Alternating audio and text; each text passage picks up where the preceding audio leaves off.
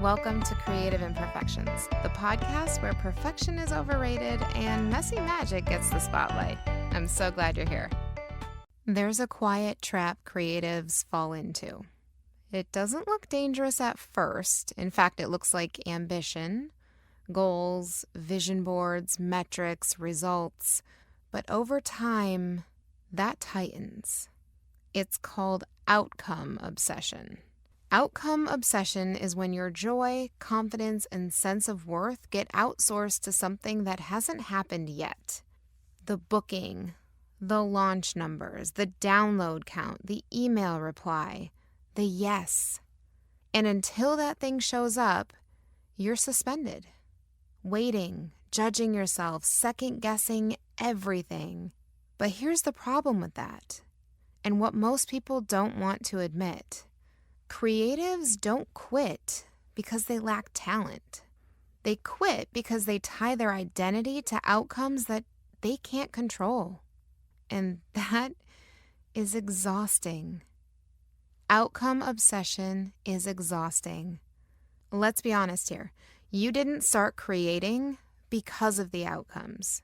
You started because something in you needed to be expressed. Something wanted to move through you. Outcome obsession sneaks in later on, usually after comparison or pressure or being told that you should be further by now. And suddenly the work isn't play anymore. It's proof. Proof that you're good enough. Proof you made the right choice. Proof you're not wasting time. But here's a truth that could set you free. Outcomes are simply lagging indicators. They show up after alignment, not before it. You don't control the timing. You don't control your audience's reaction. You don't control the algorithm, the casting choice, the buyer's mood, or the room that you're in. But creatives try to control all of those things anyway. And when they can't, they turn that frustration inward. I must be doing it wrong. Maybe I'm not cut out for this. Maybe I missed my window. No. You're just measuring the wrong thing. Outcome obsession creates 3 dangerous patterns. First of all, it kills presence. You're so focused on where the work is supposed to go that you're not actually in the work. You rush, you overthink, you abandon curiosity and creativity. Second, it distorts feedback. A no then becomes a personal failure instead of neutral information. Silence becomes rejection instead of what it is. And suddenly every result feels like a verdict on you as a creative human. Third, it disconnects you from process trust. You stop believing the work itself has value unless it performs. And that's exactly where burnout lives. So how do we shift this without pretending outcomes don't matter? Because they do matter. Bills exist, goals exist, dreams exist. And the thing is, the goal isn't to stop caring. The goal is to change what you give power to. So here's a reframe I have for you. You don't own outcomes. You own inputs. Inputs like effort, integrity, preparation, consistency, curiosity, recovery. Those are yours. Outcomes are collaboration between timing, people, market, readiness, and oftentimes luck. So when you obsess over outcomes, you give power to variables that you don't control. When you anchor into inputs, you can reclaim that power. Here's a practical shift that you can make immediately. Instead of asking, did this work? Ask, did I show up fully for this? Instead of, did I book it?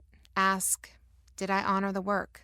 Instead of, did this get traction? Ask, did I move 1 inch forward with intention? Progress isn't loud. Progress is cumulative. Creative empowerment comes from self-trust, not external validation. And self-trust is built when you keep promises to yourself, especially when no one is watching. Outcome obsession is often fear in a productivity costume. It's fear of being seen, fear of wasting time, fear of choosing wrong, fear that if it doesn't work, it means something about you as a person. So you cling to results as reassurance, but reassurance never comes from the future. It comes from alignment in the present. Here's a grounding practice that I love. At the end of your creative day, ask yourself 3 things. Did I create with honesty today? Did I take one brave action? Did I respect my energy? That's it. No metrics, no comparison. If you can answer yes to even one of those questions, you're doing the work. Another empowering shift is to detach success from speed. Fast doesn't mean right. Slow doesn't mean failing. Some seasons are for visibility and some are for skill building. Some are for recovery, some are for quiet recalibration. Outcome obsession treats every season like it's supposed to produce fireworks. Real creative careers are built in chapters, and not every chapter is meant to be impressive. Now, here's the crazy paradox. When you release outcome obsession, outcomes often improve because you're relaxed, you're present, playful, connected, and that in itself is magnetic. People can feel when you're chasing approval. They can also feel when you're grounded in your work. Empowerment doesn't come from controlling the result. It comes from trusting yourself regardless of the result. So today, I want to give you permission to do something radical. Let your work be enough. Let effort count. Let alignment matter. Your job is not to force the future. Your job is to show up, honest, and open today. Outcomes will catch up. They always do. And when they do, you'll still recognize yourself. Not because you won, but because you never abandoned the work that made you you. That's where the magic lives, right in that imperfect middle. And always remember, there's magic in your imperfections. Go out there and find it. Thank you so much for joining me on today's episode of Creative Imperfections.